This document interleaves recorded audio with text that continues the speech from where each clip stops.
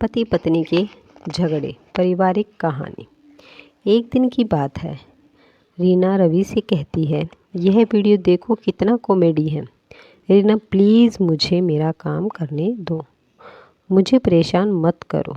ऐसी फालतू बातें सुनने के लिए मेरे पास तुम्हारे जैसा फालतू वक्त नहीं है।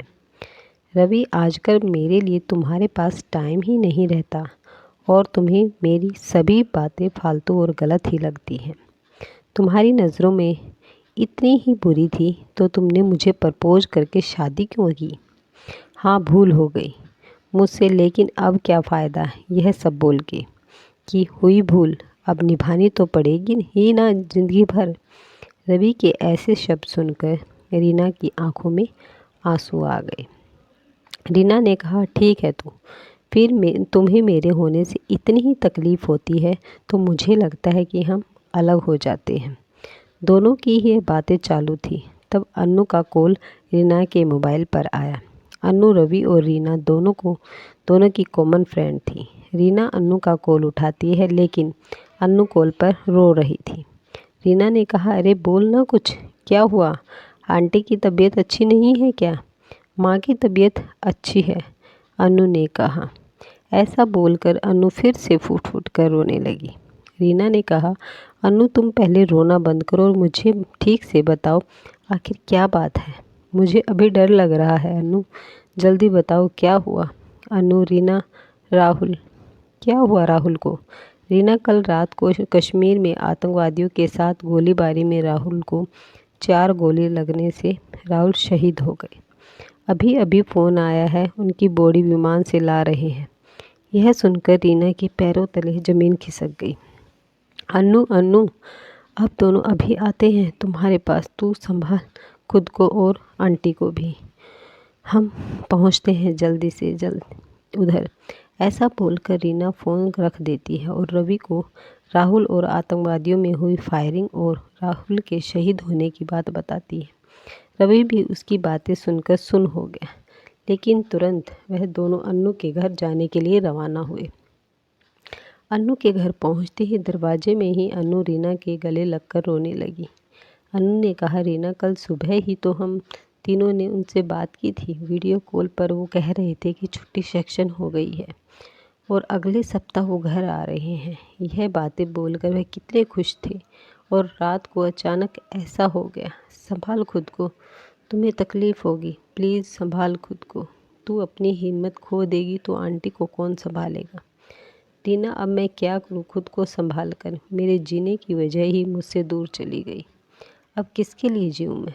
बस 6 महीने ही हुए हैं हमारी शादी को और शादी होते ही 15 दिन में वह ड्यूटी पर निकल गए। एक दूसरे को समझने के लिए भी वक्त नहीं मिला रीना।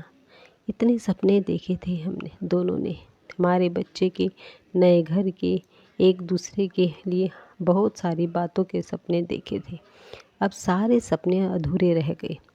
हमें वक्त नहीं मिला रीना, वक्त ही नहीं मिला।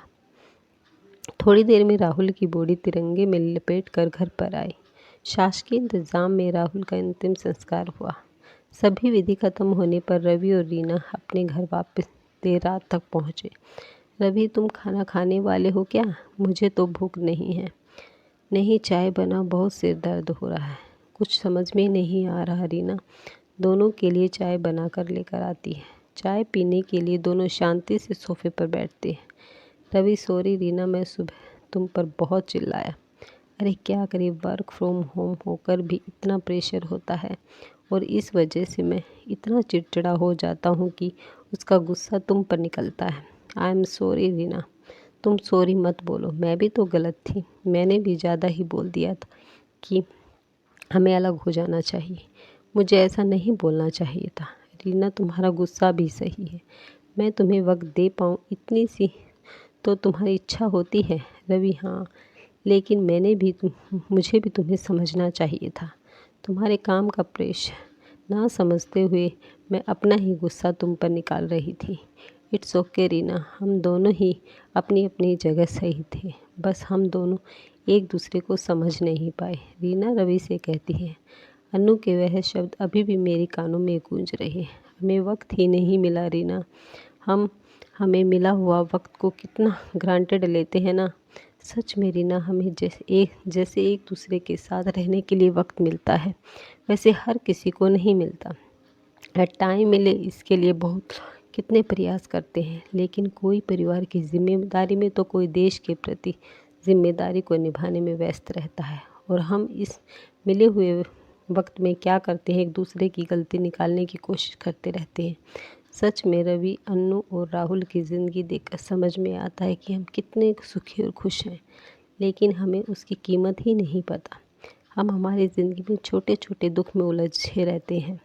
हमारा देश सुखी और प्यार से रहे, इसके लिए हमारे देश के जवान अपने परिवार को छोड़कर देश की सीमा पर अपनी जान की परवाह न करके हमारे लिए लड़ाई करता है। तभी हम यहाँ पर जाति, धर्म, पैसा, प्रेम, वक्त, ऐसी छोटी बातों पर एक दूसरे से झगड़ा करते हैं।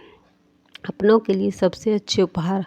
हाँ चलो फिर आज से हम एक दूसरे की भावनाओं की कदर करेंगे और प्यार का सम्मान करेंगे, एक दूसरे को समझने की कोशिश करेंगे। हाँ, और हम ये सुनिश्चित करेंगे कि हमारे सुख और खुशी के लिए जो जवान सीमा पर लड़ते हैं, जो शहीद होते हैं, उन्हें और उनके परिवार को सुख के पल दे सकें। हमसे जितनी छोटी सी देश सेवा हो सके उतनी करेंगे और देश का कर्ज चुकाने की कोशिश करेंगे।